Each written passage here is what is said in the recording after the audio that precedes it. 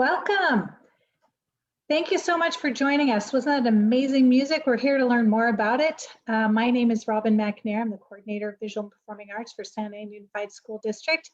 And with us is Sabrina Skeels, our Visual and Performing Arts curriculum specialist.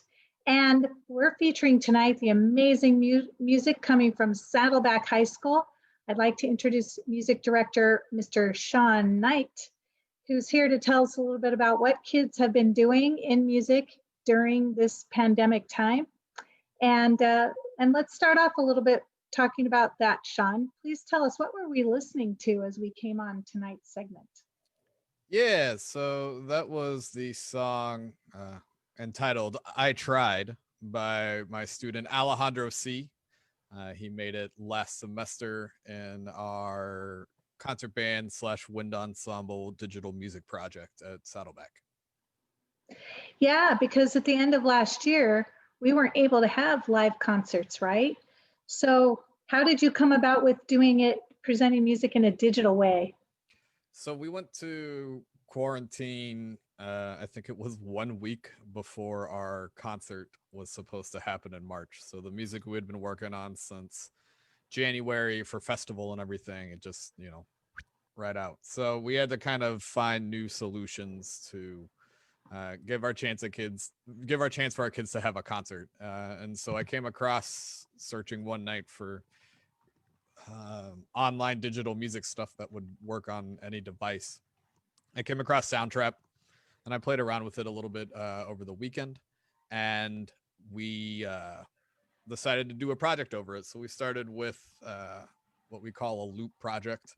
The loop project is they have a whole library bank of loops available. So pre-made sound snippets of drums, bass, piano, sound effects, everything. And so we did a short project on that, make a 1.5-minute song, play around with the program, see what you can do. And the kids, it was like right away the most involved, like student participation wise, the most involved project we had done since quarantine. And I was like, all right, so they really like this.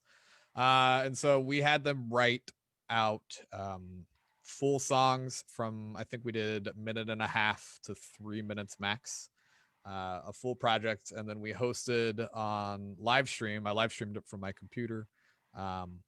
The first Saddleback digital music concert. It took place on a website called twitch.tv, which is a live streaming site for digital media, video games, music. They do concerts, kind of all-inclusive media site. So it was a great opportunity. We had a lot of positive feedback, a lot of participation.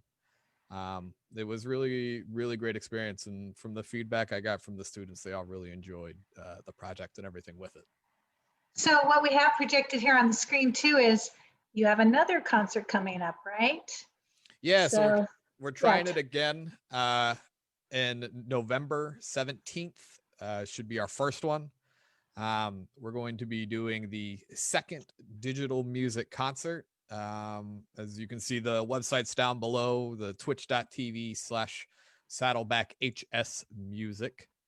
And it's a free streaming website run by Amazon. It's totally fine. No different than YouTube, I promise. But we'll be online at 6 p.m. I will be hosting it once again from my computer, and we'll use the music visualization plus the student written songs that you saw and heard as we started. Awesome. We're going to take that down for now, and then we're going to bring up our panel for tonight. And then we'll bring that back up at the end to just remind everybody. So one of the things that's really great about the digital music direction is that now we have an even broader dimension for kids to access music, right? So we have our traditional band and orchestra ensembles. I know you taught jazz and orchestra and marching band and other kinds of music ensembles that kids have done. And now we have another dimension for maybe kids who want to get into music who haven't wanted to go the traditional route. So have you found this creating more opportunities for kids at your school? Yeah, so because of kind of the chaotic summer and leading into the fall with everything, right? We didn't really have a chance to advertise, hey, we're going to be doing only digital music, right? It was something I wanted to keep trying to do on top of the more traditional band setting. But since we remained online and virtual this whole semester, we went into it much quicker than I had anticipated. So it was a chance to kind of develop the basics of music, especially with my beginning students who haven't had either digital music at all or any music altogether. It was a chance for them to kind of take some of the basic music concepts and put it into work um, a little faster than normal because it's less about them being able to do the lips and fingers and all that at the same time while Yeah. reading the music. It's kind of, they're using the computers. They click and drag, they push play. Does it sound good? Why doesn't it sound good? Oh, you fixed it. Awesome. And it's coming right off the bat. There's some kids that definitely it's cool to hear right away. And I feel like you can hear it faster this way too. Kids that have that musical ear right off the bat because what they're coming out with, you're like, wait, you just made this? You've only been in my class for like 2.5 months. This is crazy. And I've been blown away by some of the music my kids have already produced with just the loops, just the pre-made stuff and putting it all together and finding what sounds good with other stuff. Yeah, this is amazing for that direction if kids want to go. And you have a background in doing this, right? Didn't you study music production and music technology? Yeah, so back in college, way back when, I took a music technology theory elective, and it was my first venture into the world of music technology. And uh, we learned it was a semester long class. We learned like GarageBand and Reason and Pro Tools and some Finale stuff, and it was kind of just a introductory to these programs and kind of what you can do and what's possible. And it was like life changing for me because I've become absolutely in love and obsessed with digital music and creating music on my computer since then. And so that's one of the reasons I really wanted to bring it to my kids at Saddleback is because when I got it, I loved it so much. So I was hoping the same thing would happen to them. Yeah, so you're providing even more opportunities for life-changing experiences for our students. We're really grateful for that. And speaking of which, we're so excited to have one of your students join us. We have Alex Prue with us tonight. So Alex, why don't you join us? Alex is one of your students you've had since the beginning, right? So Yeah, I've had Alex for 3 years now. He plays bassoon in our wind ensemble, but is also a pretty great percussionist and drumline member playing marching drum and marching bass drum, excuse me. And also working on pit work like marimba and everything else. So multi-talented musician. that's so exciting. Hi, Alex. It's nice to see you. Hi, nice to see you. So you're in what grade this year? I am in 11th grade. And we understand that you've actually been studying music since 5th grade, right? Yep. What did you start playing when you were in 5th grade? I started out in orchestra playing the viola. And before we went into a pandemic and schools stopped the way as we knew it back in March, what were you playing with Mr. Knight in class? I was playing bassoon for wind ensemble, and after school I would play in the pit for winter drumline. Ah, so you're a percussionist and a bassoonist. Yep. So, and then you got into the digital sound craze too, right? Yes. So, do you mind if we listen to one of the pieces that you've created? No problem. Sure. All right, so and here's what's cool. So Mr. Knight, when we go to play this, can you tell us what you have going? Because we're going to turn off our screens and everything. And what was happening when we were playing the first song, you had a piece of support that was showing us what the music can look like visually, right? Yeah, so I can pull that up right now before we even start playing just to talk about it for a moment. So there's a concept of called synesthesia where, oh, see, I'm talking and it's making my Yeah, it my picks up voice. on my desktop audio, so you get a So it's making my voice visualization. have a visual effect. Yeah. So there's this idea where sound becomes images, or people hear sound in images. So tell us about this.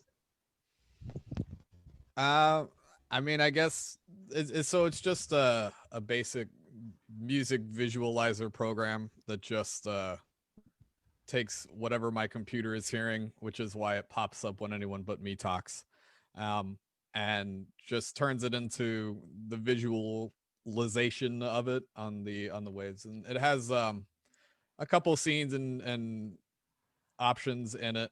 Um, so I can adjust things on the fly with just my keyboard. It has different resolutions and bit rates. So it offers a little bit of customization. It is definitely on the lightweight side, but it's nice because it's really easy to just kind of quickly put up and go. And so this one is called Overture Music Visualizer.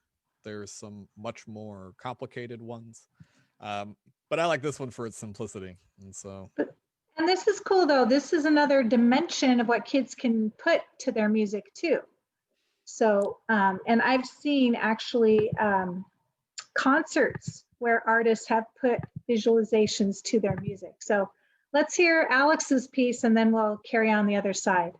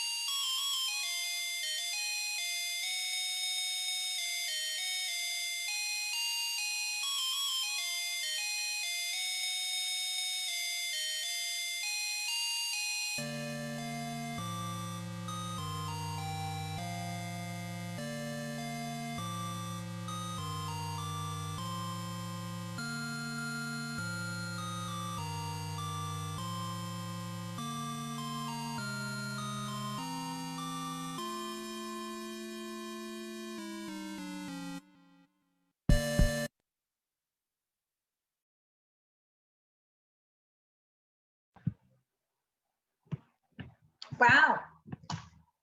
So Alex, great piece. Do you have a title for it? The title is insert creative title here. Insert creative title here. It sounds like a lot of art pieces that I've seen at museums where it's like artist unknown or exploration number 12. I actually really love that though, when you see like those pieces like that, because it lets you self-identify what you're seeing there, you know?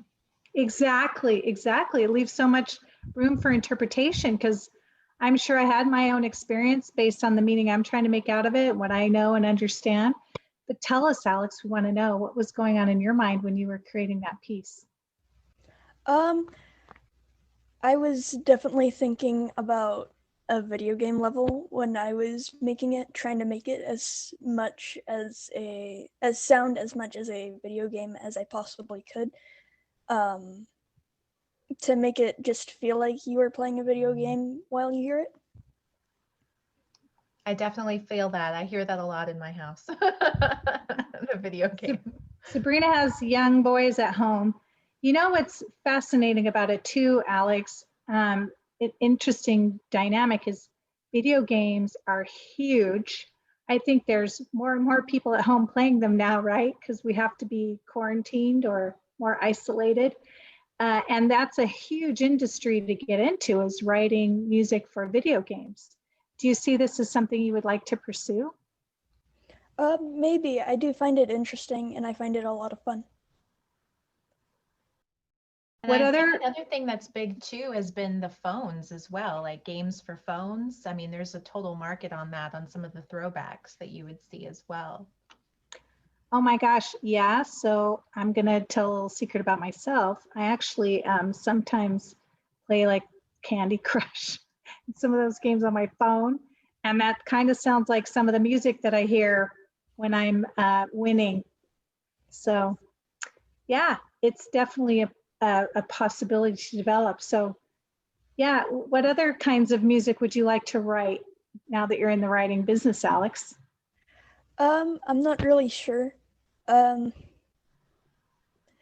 definitely think it would be interesting to get into like maybe something for jazz, or I don't know, whenever it hits inspiration, I suppose.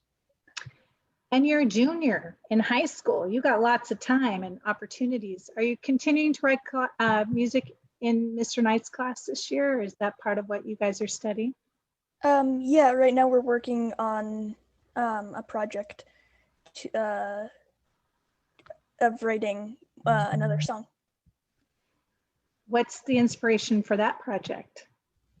I've been listening to the Mario soundtrack a lot lately, so I'm definitely writing a song that's softer, and not so in your face, kind of subtle. And instead of looping a bunch of the parts, I'm just gonna make it one continuous melody. Yeah. So, and that's one aspect of music writing, songwriting, right? Is like songwriting for games, and you don't have to have any lyrics per se. My daughter is doing songwriting right now. She's working with somebody who's producing all the tracks digitally, like you're doing, and then she's creating the lyrics and the vocals for that, and they're collaborating. And this is something that is a whole nother dimension of the songwriting, music technology direction to go. So Mr. Knight, do you have any other songs that you would play from some of your other students in class, that some of their projects? Yeah, I definitely have a couple lined up. Would you like the visualizer as well, or do you just want the music? What do you think, group? I think it's kind of fun to see the music visualized. I like the visualizer. It's kind of interesting to me. All right. So, all right. So our next one will be, I'm just going to go ahead and pop this up. Our next one will be called, this one's called Calm Song by a student, Said M.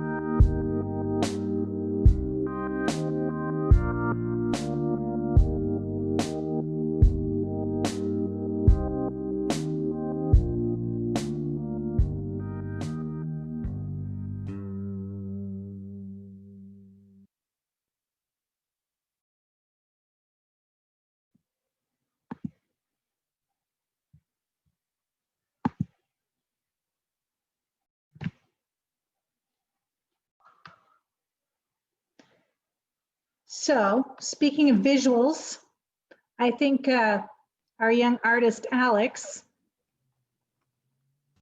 can teach us more about that. Sabrina, what do we want to ask Alex about that? Well, no, I was thinking when I was looking at all the visualizers, I'm like, is there a visual that comes up in your mind when you're creating? You know, because there has to be something that you're, I would think, thinking of, right? Yeah, I definitely see it as kind of a yellow-green color, kind of like a character jumping through the levels and stuff. And this one particular dungeon in The Legend of Zelda. I am a big Legend of Zelda fan in, in my house. I definitely feel like there's, you know, that really core video game, you know, kind of feel through your work. And that was one thing I also was visualizing in my brain was like 8-bit, you know? Would Made you me say think that of that's your like, favorite style of games, those throwbacks? I beg your pardon? Would you say those throwbacks are your favorite style? Or do you Oh, like the more modern games? Definitely. I've been a Nintendo fan for a very long time. it made me think of like an RPG forest, you know, like running through collecting like squirrels and mushrooms or something. Well, yellow green, is it more yellow or green? And is that, what's the feeling tone that in that color that came to your mind? Definitely more yellow than green. It gives me a very happy sort of feeling, like a light sort of feeling, like this is the very beginning of the game, and you're just starting out to play. So very easygoing and just kind of happy. So what if you got to a more complex, difficult level? What would the music sound like then? Like what direction would it go in? I feel like it would definitely be darker. Um, towards the towards when it gets harder, I feel like the music would get more complex as it gets darker, and depending on the level, it would either get spookier or faster to reflect like what's going on in the level. Absolutely. So tell us, what are your plans? Like, you're writing music now, you're studying the bassoon, you're in a drum line and doing percussion, studying percussion. What do you want to do with music as you go into becoming a senior and graduating and thinking about your college and career? I definitely plan on continuing into college and hopefully beyond college. I was thinking maybe I could be a band director when I'm older. Are you inspired by anybody in this group? Um,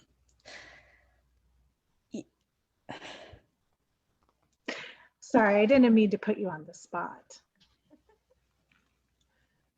So I think Mr. Knight is a great band director and somebody it's always great to have somebody in your life that inspires you like that. Sean, did you have anybody that inspired you to want to pursue music when you were growing up? Yeah, like I took inspiration from like, you know, middle school and high school teachers, but it wasn't really until I got to college where I met this guy. He was like my main mentor supreme in college. His name was Dana Biggs, and he was the assistant band director. He was in charge of the marching band at CU, the University of Colorado, and I was like, he is awesome, and I want to do what he does. And he definitely pushed me, and I drew a lot of inspiration from what he's done and taught me over the years. I still talk to him, actually. We still call each other up every now and then and just kind of talk about life and music and stuff. It's really great, and I'm really lucky to have someone like that. But that's definitely who inspired me the most throughout my career. You know, that's something I've noticed a lot about music, band, and orchestra, and even choir is the music students stay in touch with their teachers forever, it seems. Like you guys create lifelong bonds. So I think that's one of the powerful things about being in music education and being in the arts is that you do create these tribes and find a great place of well-being. In addition to learning a skill that you can use in your life, you're also building a community and friendships that go beyond school. So I think that's a beautiful thing to see happening. I had a funny that you say that. I had a student email me who graduated 2 years ago. He emailed me over the weekend and was like, "Hey, I know I don't play music anymore, but I was hoping you might be able to help me. I'm thinking about changing majors, and I remember you said you changed major." And so he was kind of just, of course I answered and everything. Maybe scolded him a little bit for not continuing his saxophone, but uh, I still hear from them, and it's really cool getting emails or messages from old students who I haven't seen in a long time, and they're still comfortable to reach out to me, even if it's not someone I haven't talked to in a long time. Well, and that says a lot about you as a teacher, and that talks about the importance of relationships and how that plays out over time. Speaking of time, we know you have a little piece of your own music that you created digitally that we thought would be fun for you to share with us on this segment of Art Walk. So is this a good time to play your piece? Sure. So just a little bit about it before you all think I'm very weird. I created this a very long time ago in a program called Reason. It's kind of like it's another digital music like creation software. It has what I thought was really cool, like a virtual rack system. So it really like imitates having different devices in front of you. So it's kind of like having the real thing, but instead of having to deal with all the wires, you just click buttons and it just works. And so inspired to this was inspired once again, similar to Alex, by a video game, one of my favorites, which was called BioShock, which was this underwater kind of 1930s weird game. So it has some underwater themes, and it's kind of a drum study on odd time signatures and metal music. So we're going to listen to a little bit of it, not all of it, but we will take a little preview. I'll put the visualizer up so you can get the full visual effect of everything. It's an interesting combo, and then we can kind of compare what we've been seeing, how it translates visually with the other songs we've listened to already. So yeah. All right, here we go. All right, so this is my piece. That was the mute button. This is my piece called Rapture.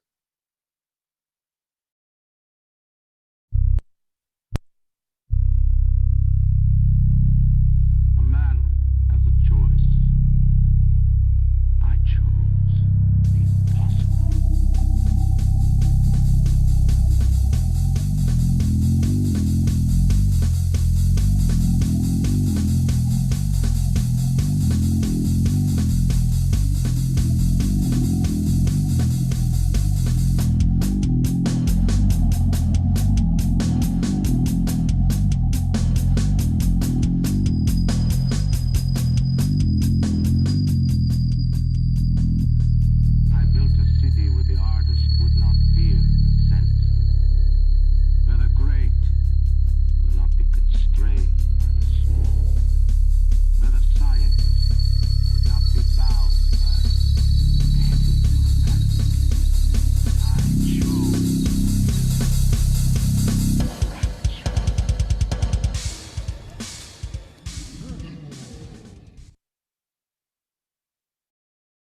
It goes on for another like 4 minutes, so I don't want to take up everyone's time. Well, that's an interesting distinction. So you were actually playing the drums, right? No, it was all created digitally. Ah, okay. Could you create a soundtrack where you're playing an instrument too? Oh yeah, absolutely. Even the stuff that we use, like Soundtrap at school, you can record and add that stuff in. When I made like an example for the students to kind of show what they could do. It had, you know, recording of me talking or rapping and stuff over about how Alex might remember about how you have to go green and save the environment, and you know, positive messages.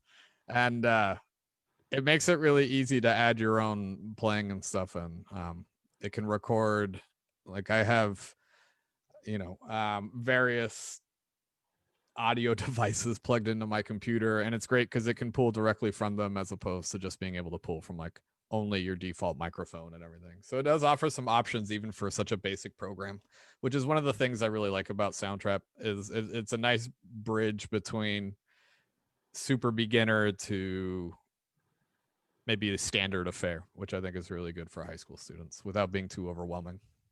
So even if the kids can't come to school and they can't play together in an ensemble, they might have their instrument. They could still do something and tie that to digital recording as well. Yeah, so they could record, you know, as long as they're playing with a metronome like they should. They could record themselves playing, you know, I guess we have the holidays coming up, right? They could record themselves playing Jingle Bells, and then they could put a drum beat to Jingle Bells, or maybe add in a bass line of whatever bass instrument they want. And Or a metal version of Jingle Bells. I think there should be a metal version of every Christmas song, and then they might be bearable to hear. So. What didn't they have one for? What is it? So the orchestra. I can't remember. They did that for Trans-Siberian Orchestra. Yeah, there's actually, funny enough, I do like metal, and there's a metal band I really like who released a Christmas album of metal songs, and it's incredible. It's August Burns Red. It's very good. They do like Sleigh Ride, and it's not like, you know, screaming or anything. It's just them shredding on guitars with the metal drums. It's really awesome. I highly recommend you at least just check it out. So Alex, which if you were to take a holiday song, what would it be and what would you do to it to change it up?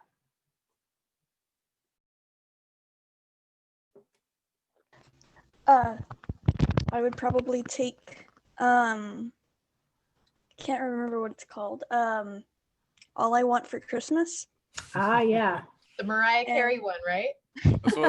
That's our parade song. So my band knows that song a little too well. And I would probably tear it up. I would probably try and convert the vocals into something else.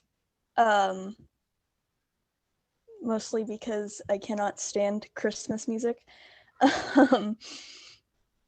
But I would try and like not change the vocals, but just not have them there, I guess. Like turn it into an instrumental so I wouldn't have to hear it. And I would probably change it into more of a punk kind of genre instead of pop, I guess. So what's funny about stuff like that is people have been around on this planet as long as I have. We know those oldies but goodies kind of Christmas songs that have been done by a variety of artists. So even if there's no lyrics, we're still singing it in our heads, right? I could try to keep along with the punk version, which would be kind of fun. So that reminds me, do you have any music coming up in the concert, Alex, for on November 17th? Yeah, I have, I'm in the process of finishing up a song for the concert, and I'm pretty excited for it. Awesome. Yeah, so when is that concert again? Ooh, that concert is November 17th, 6 p.m. at twitch.tv/SaddlebackHSmusic. Nice. I can give you a little preview of music if you'd like. Oh, absolutely. Let's definitely get that while we're checking this out. So go ahead, give us a plug. All right. This song is called, so we just finished our loop project with my beginning band. So they're still, as we talked about earlier, still learning, getting the ropes before we throw them into the deep end, you know, create. So this is their loop song. This is from a student named Jocelyn, and it is entitled Lucid Land.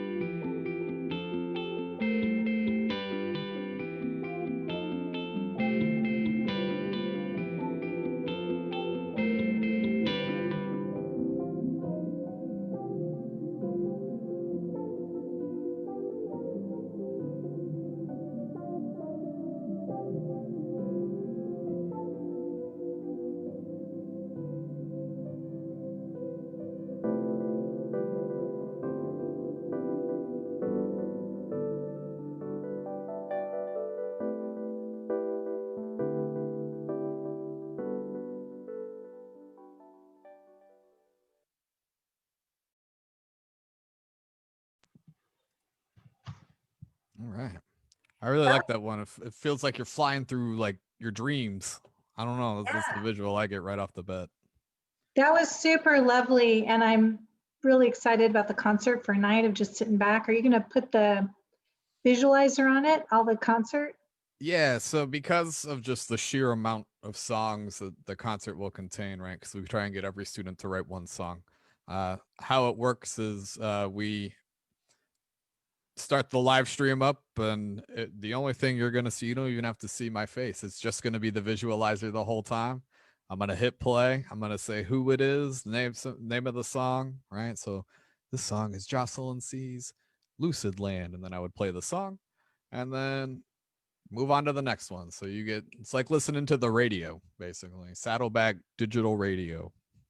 Ooh, that's so exciting. So maybe I anyone should in our change the name. community, yeah, because we're reaching out and appealing to our arts community here in Santa Ana. We have an amazing arts rich community with a lot of musicians. I'm sure they're excited to see what young musicians are coming up. I know we talked about when we were planning for this, we talked about the digital, Soundwave Festival that has been happening over the past month in downtown Santa Ana.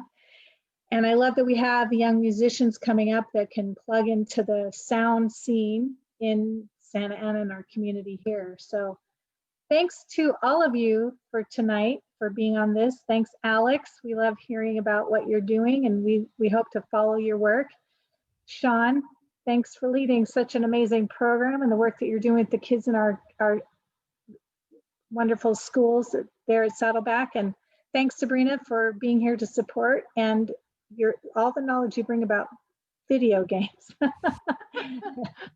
Thank I you love for, it. Yeah, right.